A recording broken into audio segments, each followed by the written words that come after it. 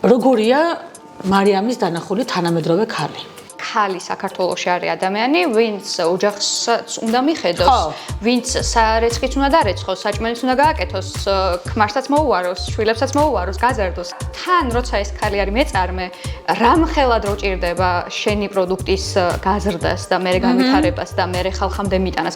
ეს ხო მარტივი არ არის. დიდი სიამოვნება არის, რომ მარტივი ხერხები გავუზიარო, როგორ უნდა აკეთო ნათიკაცის საქმე. ეს არის. უამრავ რამეს ვსწავლობ მე თვითონ, ხო? ზუსტად. ანუ რასაც გავცემ იმას ვიღებ კიდეც უკან. ფენცი რა არის კიდე ცოტა გადავეჩვეთ მე მგონი უანგარო ურთიერთობას.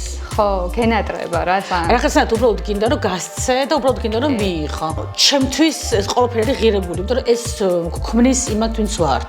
თავარია იცოდე რომ რასაც მოინდომებ, მაგას გააკეთებ. მორჩა, ანუ მაგის იქით არაფერი არ არსებობს რა, და რომ ეგრე არის მართლა მაგის მჯერ, ამიტომ ძლიერი ქალი არის უმშვენიერესი ქალი თანამედროვე სამყაროში. და ხო, დედაჩემის სახე აქვს. ვაგრძელეთ რუბრიკას ქალები ლელის ფოკუსში და დღეს ჩემი სტუმარი არის მარიამ ბეროძე. გამარჯობა მარიამ. გამარჯობა. მადლობა რომ მოხვედი. მადლობა რომ მომიწვია. ეს კი არ მოხვედი, შემოანეთ.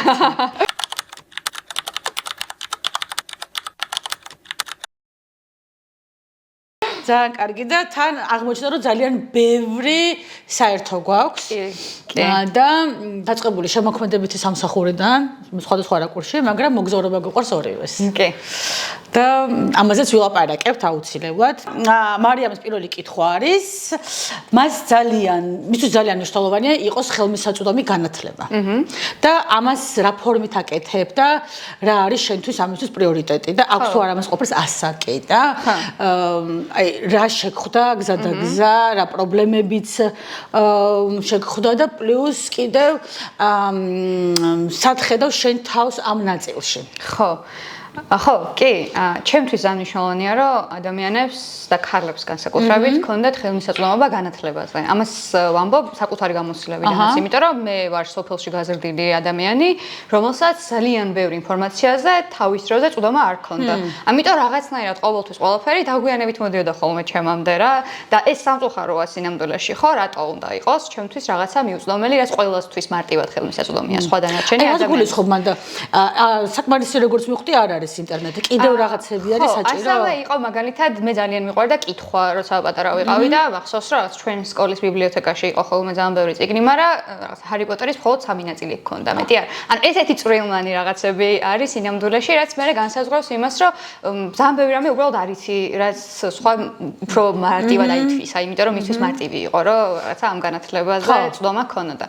ამიტომ როცა გავიზარდე მომიწია, რომ გაძლიერებულად როცა გავიზარდე მომიწია რომ გაძლიერებულად დავწეოდი რაღაცა სიახლეებს და მგონია რომ აი ეს გამოცდილება რომ აქვს უფრო კარგად მესმის ამიტომაც იმ ქალების რომლებსაც შეიძლება არ ქონდეთ დღესაც კი წვდომა კონკრეტულ ინფორმაციებზე მაგალითად ძალიან რთულია ადამიანებმა მიიღონ ცოდნა თანამედროვე ტექნოლოგიებზე, თანამედროვე თულებზე, რომელსაც შეუძლია, აი მიარაღებზე, რომელსაც შეუძლია რომ გაგიმარტივოს საქმე. მე მაგალითად შეხება მქონია მცირე მეწარმეებთან და აქვე ვიტყვი იმას, რომ ძალიან მადლიერი ვარ ამ პროექტში მონაწილეობით. ხო, ეს იყო რაღაცა საქართველოს ბანკის, UNDP-ის და შვედეთის ერთობლივი პროექტი, რომელიც მხარს უჭერს ქალებს, რომლებსაც არ აქვს წვდომა სხვადასხვა ცოდნაზე და აძლიერებს, მოკლედ მეწარმე ქალებს განსაკუთრებით აძლიერებს რეგიონში. ძალიან კარგი, რომ მეც ახლა ჩამოვედი და მეც რაღაცნაირად ოღონდ ჩემი რაკურსით როგორც ფოტოგრაფი ესე ვარ ხოლმე ჩართული და მეწარმე ქალებთან და სულ მესმის ხოლმე რომ აი ანუ არ ტოვებენ რაც თავარია ჩვენი ორგანიზაციები ამ ხალხს და შესაბამისად იმიტომ რომ ძალიან ბევრი მიმართულებით არის საჭირო ეს განათლება და ასევე ხელმისაწვდომობა და შიშის დაძლევაც ალბათ რა გონიათ რომ ეს ხა ამას ვერ თუ რა ან და თან რეალურად ხო მართლა თუ ჩავხედავთ სიმართლეს თვალებში მივხვდებით რომ ქალი საქართველოში არის ადამიანი ვინც ოჯახს უნდა მიხედოს ვინც სარეცხიც უნდა დარეცხოს საჭმელიც უნდა გააკეთოს ქმარსაც მოუაროს შვილებსაც მოუაროს გაზარდოს რაღაცა და თან როცა ეს ქალი არის მეწარმე, რამხელად რო ჭირდება შენი პროდუქტის გაზრდას და მე განვითარებას და მე ხალხამდე მიტანას. ეს ხო მარტივი არ არის რა, ამიტოა უფრო რთული განსაკუთრებით. კი, პლუს ამის გარდა მაგალითად ის რომ ახსნათ რომ ეს ყველაფერი არის სხვადასხვა პროფესიები. რა თქმა უნდა. შეგიძლია შესთავაზო ეს რომ ესეც ისიც და რომელიც უფრო მოწოს, რომელიც უფრო მოეხერხება, მე იქ და ოჯახის თემებზე როცა მაგალითად ტრენინგს ან ვორქშოპს გეგმავთ ხოლმე, ვითვალისწინებთ რომ ეს შეიძლება სკოლის დრო რომ ბავშვი სკოლაში როდესაც წავიდეს რომ მე მოვიდეს ქალბატონი, მაგრამ ძალიან კარგია ხოლმე, იმიტომ რომ უმეტესწილად რაღაცა მომენტში ეს სწავლის დროც რაღაც თერაპიულიც არის, რომ მოდიან თითქოს ამ თავიანთ ყოველდღიურობას სახლში ტოვებენ და მე რაღაცა აქ რჩებიან, აქ ფიქრობენ თავის განვითარებაზე და ძალიან მეც ძალიან მაძლიერებს როგორც ერთ-ერთ ტრენერს და ძალიან კარგი და უამრავ რამეს ვსწავლობ მე თვითონ, ხო? ზუსტად, ანუ რასაც გავცემ, იმას ვიღებ კიდეც უკან, იმიტომ რომ მე მაგალითად აღმართოვანებს ის ფაქტი, რომ ძალიან წყურიათ ცოდნის მიღება, აი და ეგ იმდენად ემოციურია ჩემთვის, რომ მინდა რომ კიდე უფრო მეტი რამე უთხრა და კიდე უფრო მეტი რამე გავუძე, რომ გულის შემოქმედებითები არიან. ძალიან და ყველაზე რთული ის არის, აი რაც შენ თქვი მაგალითად, რომ რამდენიმე ადამიანის საქმის კეთება უწევთ რა, იმიტომ რომ ეხლა ციფრული მედია არ არის ერთი ადამიანის საკეთებელი, ხო, იქ რაღაცა ფოტოგრაფის როლი შემოდის, კოპირაითერის როლი შემოდის, ადვერტაიზერის როლი შემოდის და ხო, აუხსნა რა ნიშნავს, ახალი ტერმინები. თვითონ უწევთ მაგის კეთება, ხო, რა თქმა უნდა, ხა მცირე მეწარმეს იმის საშუალება ვერ ექნება ვერანაირად დასაწყისში თავისი ბიზნესის, რომ 10 კაცი დაასაქმოს, ხო და მაგის ფული გადაიხადოს. ამიტომ თვითონვე უწევთ მაგის კეთება და ეხა ჩემთვის ეგ ძალიან დიდი სიამოვნება არის, რომ მარტივი ხერხები გავუზიარო, როგორ უნდა აკეთო 10 კაცის საქმე. ეს არის, აი ფიქრიც ძალიან დიდი საქმეა ხოლმე, იმიტომ რომ ამას თითქოს მასე მარტივად ჩანს, როცა რაღაცებს ვაკეთებ, მაგრამ რეალურად მართლა ყველაფერი ცალკე პროფესია, ცალკე სასწავლოა და ამიტომ არის ხოლმე რომ ვეუბნები, რომ მოდი ესე გავაკეთოთ, იქნებ უფროსი შვილები ყავთ ხოლმე ეხმარებიან ასევე ოჯახში და იქნებ თქვენ გეხარხებათ ფოტოგრაფია ან იქნებ სოციალური მედია, იმიტომ რომ ნამდვილად ძალიან მეტად ფოკუსი ჭირდება, რა თქმა უნდა, ამ ყველაფერს და შეიძლება ვიდა კიდე დაუბრუნდეთ, აი ეს კარგია ძალიან ხალხთან კომუნიკაცია, ურთიერთობათან, განსაკუთრებით საქართველოში და სულ გონიო რაღაცას აკეთებ და რაღაცა უბრალოდ კი არა ხარ შენთვის, არამედ გასცემ, იმიტომ რომ მე ესეთი ტიპი ვარ, თუ რაც მინდა ეს ინფორმაცია, თუ არ მოვიდა, სადამდე არ მივიდა. ხო, აბა რა. იმიტომ რომ ჩემ დროს ესე არ იყო მაგალითად, ძალიან გვიჭირდა ინფორმაციის მოძიება სხვათა შორის, მიუხედავად იმისა, რომ თბილისში ვიყავი, რაღაცნაირად არ იყო განვითარებული ბევრი სკოლები არ იყო ბევრი, არც ფოტოგრაფიის, არც არაფრის და რაღაცა ჩვენ მოგვიწია ამის დაძლევა და გაკეთება. და შენ აი ამ ყოველფრის გარდა ინსპირაცია საიდან იღებ? რომ აი იყო შემოქმედებითად მიუდგე, განსხვავებული იყო, სამყაროს შეხედო თუნდაც განსხვავებულად. აი მე ესე მგონია რომ ყველაზე დიდი ინსპირაციას მაძლევს ჩემი მოგზაურობები და ახალ ადამიანებთან შეხვედრა. ანუ ჩემთვის ეს არის როგორც ინსპირაციის წყარო, ასევე ცოტა არ იყოს და გაქცევის არამთლად რა, გადარჩენის ხერხი არა, იმიტომ რომ რეალურად როცა ძალიან ბევრს მუშაობ, როცა ძალიან ბევრს ფიქრობ, როცა რაღაცა საყოფიერი პრობლემები გაწუხებს, მოგზაურობა არის გამოსავალი ამ ყველაფრისგან, აი ცოტა ხანს განიტვირთო კიდეც, მაგრამ თან ის არის, რომ აი მოგზაურობიდან რო ბრუნდები ხოლმე ამ დასვენებული არასდროს არ ვარ, იმიტომ რომ ჩემთვის მოგზაურობა არის ის, რომ იმ სოფელშიც წავედი, ამ ქალაქშიც წავედი, იმასაც ველაპარაკე, ამასაც ველაპარაკე და უფრო აი ადგილობრივი კულტურის გაცნობას მიაქვს მთელი ჩემი მოგზაურობა რა, ანუ და მე როგორც ვიცი სოლო ხარ, მარტო დადიხარ, ხო? კი, მარტო დავდივარ. და რამდენად აი ეს იმიტომ რომ ძალიან ბევრს ეშინია, რომ აი იქნებ მარტო რაღაც და როგორ არის ეს ამბავი? სხვათა შორის ბლოგერობა რო დავიწყე, ერთ-ერთი მიზეზი ეგ იყო, რომ მარტო რო ვიყავი და ძალიან ბევრი ემოცია რომ მქონდა, რო ვერავის ვერ უზიარებდი, დავიწყე გაზიარება აუდიტორიისთვის.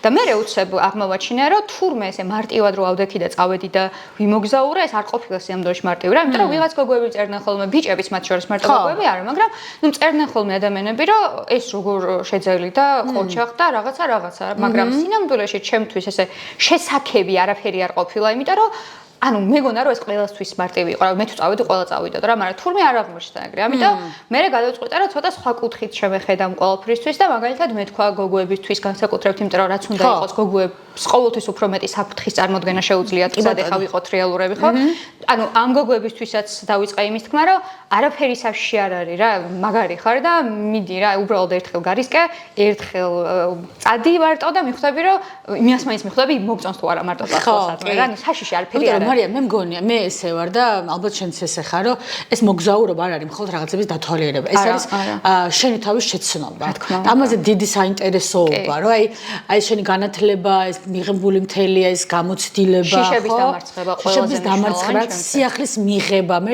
ამის შენთან როგორ მუშაობს ხო მაგარია ეს მე დანერგვა თბილისში ყოველდღიურ ცხოვრებაში იმ რაღაცების რაც ნეპალში ისწავლე რა უცნაურია ძალიან უცნაურია ხო და როგორ იმაშება ხო რაღაცა საერთოდ არც გიფიქრია უცბად აღმოჩნდება რომ ძალიან შენია კი და რაღაცა ეძებ ამას იმიტომ რომ ჩემ მე ფოტოგრაფი ვარ და ვიღებ ჩემთვის ვერაფერს ვერ ვიმახსოვრებ თუ არ გადავიღე რაღაცნაირი ის და მე მგონი შევეჩიო ძალიან და საერთოდ არაფერი აღარ მახსოვს და შენ რო დადიხარ აი დავუშვათ ადამიანებთან გა კომუნიკაცია აი რა გაინტერესებს მათგან ადამიანებთან აი დავუშვათ მიხოდი საცოფლოში დადიხარ და ვიეტნამში და აი რა ხდება მოგვიყვე რაღაცა ანუ მე არ ვიცი რატომ აქვს ეგ ალბათ არ ვიცი რამდენად კარგია ეგ შეკრება მაგრამ არა ძალიან მინდა ხოლმე რომ მათი ცხოვრების ნაწილი გავხდე რაღაც მომენტში და ის რომ თქვათ მქონია ეგეთ შემთხვევა რომ აი კამბოჯაში მაგალითად ეზოში მიმეპატიჟეს უბრალოდ მიდიოდი ქუჩაში რა და ეზოში მიმეპატიჟეს ასაკოვანი ქალები იყვნენ და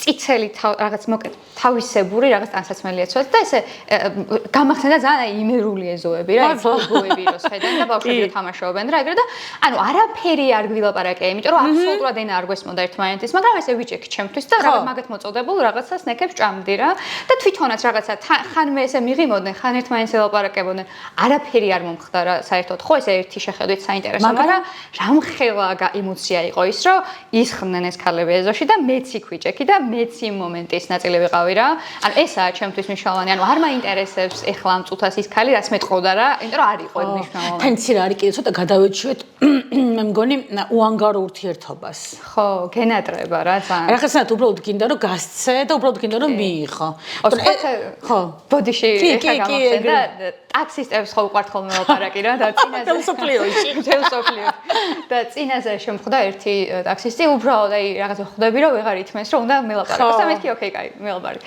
და მან ვლაპარაკავდით რომ აი როგორ გაუცხოვდა და გაიშვიათ და სითბო ადამიანებში უცხო ადამიანებში რა ანუ მეგობრებზე არ გვაქვს საუბარი ეხლა მე მაგალითად კიდე ერთხელ ვიტყვი რომ იმერელი ვარ ხო და ჩემი იდენტობაც ეგრე განისაზღვრება რომ მე ვარ იმერელი ჯერ და მე სხვა დანარჩენი არ ვიცი რატომ აქ ეგ შეგრძნება მაგრამ იმერლები რო ცნობენ ერთმანეთს და ეგ ვაიბი სულ არსებობს ჩემში რა და ძალიან გამიჭირდა მაგალითად სუთავიდან აი სტუდენტი რო გავხდი რომ მეზობელი არ გადმოდიოდა ჩემს корпуსში. აი უცნაურია, მაგრამ აი ეს ურთიერთობები რაღაცა დამაკლდა. ოღონდ რა თქმა უნდა, იმას კი არ გულისხმობ, რომ იქ რა кай ხალხია და აქ არა. უბრალოდ აქ უკვე აღარ ვიცნობდი არავის რა და აი ეს შეგრძნება იქ არ მიმყვება ხოლმე ნეპალში რა, იმიტომ რომ იქ ძალიან ვიღებ ყველაფერს, რასაც მომაძლევენ და მეც იმდენ რამეს გავცემ ხოლმე, რომ ეს უცხოობა ქრება ეკრევე რა, თუნდაც იმ ქალებთან ხო კამბოჯაში. ანუ აღარ ქონდა ეგ უცხოობის შეგრძნება რა და თუ მაგას ჩაუღმავდები და ჩაუკირკიტებ, რომ ეხლა ამ ადამიანს არ ვიცნობ და მაგიტო არ მსტუმრობს, მგონია რომ მე ვეღარ შეძლებ რა ვიღაცებთან საერთო ენის გამონახვას, იმიტომ რომ სინამდვილეში ეგ ორმხრივია და ის რომ რაღაცა გაიშვიათ და ახლო კავშირები იმაზე დამაფიქრა ამ ფაქტმა, რომ ეგ სინამდვილეში ორმხრივი გაიშვიათება ხო არ არის. რომ აი მე რო ჩამოვედი აქ მაგალითად და რომ აკლდა ის მეზობლის სითბოები თუ რაც ქვია რა ეს უშუალო გადაძახილად მოძახილი ხო ანუ ამის მე ხო არ შემეძლო მიმეკაკუნებინა ჩემს მეზობელთან და მე თქვა რომ ყველაზე ხო არ შემეძლო ხო აი რა იცი რა მაინტერესებს აი ეს შენი იმერული მოგზაურობები საერთაშორისო დონეზე მე რედბერიში იყენებ შენ კომპანიაში მოგზაურობ სხვათა შორის კი, იმიტომ რომ მე ვარ ამ წუთას ვარ სოციომედია კრეატიული თემის ხელმძღვანელი და ეს ნიშნავს იმას, რომ ჩემს ყოველდღიურ შრომაში მჭირდება ძალიან ბევრი ფიქრი, ინსაიტების მოძებნა, მე ამაზე იდეების აგება, ასე შემდეგ. და ამ ინსაიტებს ყველგან პოვლობს სამყაროში და რაც უფრო მეტი რამე გინახავს ჩემი აზრით და რაც უფრო მეტი რამე გამოგეცდია, უფრო მარტივია ადამიანების შესწავლა, ინსაიტების პოვნა და მე შენ საქმეში გადგება რა. ამიტომ უეჭველად მოგზაურობა, აი ყველაფერში მადგება სამყაროში მართლა. აუ რამე გაქვს ხოლმე თან? როცა მოგზაურო?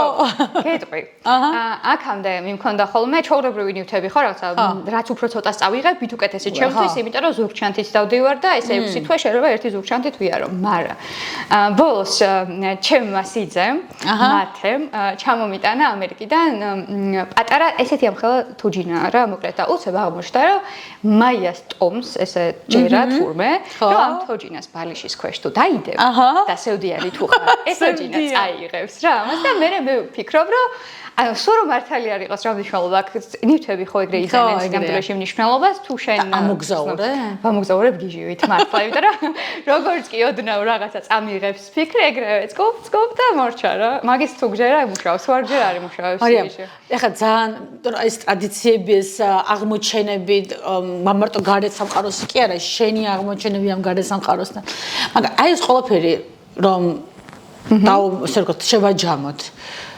დღევანდელი გადმოსახედიდან როგორია მარიამის დანახული თანამედროვე ქალი? თანამედროვე ქალი არის ღმერთო ძალიან მშვენიერია ყველანაირად აბსოლუტურად ყველანაირად და ძალიან მაგარია და ძალიან ძლიერია და დედა ჩემი არის მაინც აი ვერ მივდივარ სხვაგან რა აი ხო იცი მაგალითად სახელები რო გესმის ასოციაციურად ხო ვიღაცები გახსენდება მაგალითად თინა რო გესმის მე მაგალითად სულ ბებია ჩემი თინა მახსენდება ხო აი რაღაცა ელენე თუ მესმის ჩემი კლასი ეს უესე ანუ ასოციაცია აი ძლიერ ქალზე თუ მეკითხები ჩემთვის უცებარი დედა ჩემი და მე უცებ ამაზე ფიქრს ვიწყებ რა იმიტომ რომ ეგრე არის მართლა მაგის მჯერა ამიტომ ძლიერი ქალი არის უმშვენიერესი ქალი თანამედროვე სამყაროში და ხო დედა ჩემის სახე აქვს და კიდევ ბევრი სხვა თვისება აქვს შემკული რომელიც თქვაც ამ დედა ჩემს ვერ აქვს ამწუთას იმიტომ რომ მას თავისი ცხოვრება ქონდა და ან მე ვერ მაქვს ამწუთას იმიტომ რომ მე ჩემი ცხოვრება მქონდა მაგრამ მექნება ნელ-ნელა და დედა ჩემსაც ექნება ნელ-ნელა რა ცოტა ეგრე წარმომიდგენი აი თანამედროვე ძლიერი ქალი ანუ ოჯახში ქალები ერთმანეთს აძლიერებთ რა თქმა უნდა ჩვენი ოჯახი ეგ იყო ძალიან ბევრი ქალი ვიყავით ოჯახში რა და ეგ ძალიან კაი რამეა იმერულ საჭმელს აკეთებ ჩემი და უკეთესად აკეთებს ხო რა თქმა უნდა კარგია რომ თქვენ მაინც იმერულად რა ის სახში უნდა მიხვიდე და გეგე მაგრამ მეც ვცდილობ ხოლმე რაღაცა ძალიან კარგი რომ მეც დედა იმერელი მყავდა და შესაბამისად ეს იმერული ვაიბები ძალიან კარგად ვიყენებ ზღოდან იმერულ ქარიზმას ხო კი ეგ worldwide გადასარევად ვიყენებ მარიამ აი 10 წლის წინ შენ თავს რას ეთყოდი დღეიდან გადმოსახედიდან ღმერთო, ჩემ თავს ვეტყოდი, რომ რომ ახსენდება 10 წლის წინ ჩემი თავი. ჩემ თავს ვეტყოდი, რომ ყველაფერი კარგად იქნება რა, მართლა, აი რაც უნდა ბანალურად ჟღერდეს ეს ფრაზა, სანამ მოძრაობა შეგიძლია, სანამ სიარული შეგიძლია და შეგიძლია რომ იმ მომავლის იმედი გქონდეს, აი ყველაფერი ძალიან კარგად იქნება რა, ანუ თავარია იცოდე რომ რასაც მოინდომებ მაგას გააკეთებ. მორჩა ანუ მაგის იქით არაფერი არ არსებობს რა თუ გჯერა დამთავრდა იმ ანუ ეგ წვენა იმდენად მნიშვნელოვანია ცხოვრებაში რომ ეგ რო არ დაკარგა 10 წლის მერეც მაგას ვეტყოდი რა და ხო გაუხარდებოდა ძალიან ჩემი აზრით არ დამიჯერებდა ოღონდ არ დამიჯერებდა მაგრამ გულის სიღრმეში мотиваციას მისცემდა რომ გაიგრძელებინა რასაც შვება რა ცოტა ისე შოდიანი იყო მაგრამ არა შას 10 წლის მერე ცოტა ამოისუნთქებს მე რატო არ მისცემს ამ კითხვას არავინ მე გეკითხები არა მე ესე ვიყავ ძლიერი ქალის შენ რა ქვია სამოსში გამოწყობილი და ძალიან საინტერესო რაღაცებსაც ვიღებდი ჩემი მთავარი ცხოვრების მთელი არსი არის რომ მთავარი ვიღო გადავიღო რაღაცათ ესეთი თემა მაქვს ხა ამოვჭრეთ მაგრამ რაღაცა ესეთი მომენტია რომ ძალიან მეშინე მეხსიერების დაკარგვის. მეც ჩემი შიშია გენეტიკურად. ძალიან და შიში მაგ ძალიან ამ იმისი და მე ისე მივენდე კამერას. ხო. რომ მე მგონი ისეც უკვე არაფერი აღარ მახსოვს. აი ცები რაღაცა ტელეფონი. და ამიტომ ძალიან ბევრს ვიღებ, მოგზაურობ, ვინარჩუნებ, დღიურსაც წერ ყველაფერს რადგან ვუფრთხილდები იმ წუთს იმ წამებს, რასაც როგორც ვართ. აი დაწყებული აქციები იქნება ეს თუ ტიბეტში მოგზაურობა ჩემთვის ეს ყველაფერი არის ღირებული, იმიტომ რომ ეს ქმნის იმათ ვინც ვართ და გვაძლიერებს როგორებიც ვართ და ეს გვეხმარება რომ ვიყოთ ასევე განსხვავებულებიც რა. იმიტომ რომ ეს მოძრაობა არის მართლა ყველაზე რაც გვამოძრავებს, იმიტომ რომ თუ არის მოძრავე, თუ არის შეცვალე და თუ არ გაქვს მაგის იმედი, აბა მაშინ კი ეგრეა მართლა. მარიამ ძალიან დიდი მადლობა რომ მოხვედი ჩვენთან მადლობა და ძალიან იმედად იმეგობრებთ. კი, აუცილებლად. იმეგობრებთ ჩვენ ალგორითმებს შევეჭიბრებით, რომელმაც ვერ გადაყვეთა ერთმანეთთან. დიდი მადლობა UNDP-ს რომ მოახერხა ესა. მართლა. კი. აბა ეხლა გადავიდეთ შემდეგ ნაწილზე და ფოტოები გადავიღოთ. გადავიღოთ.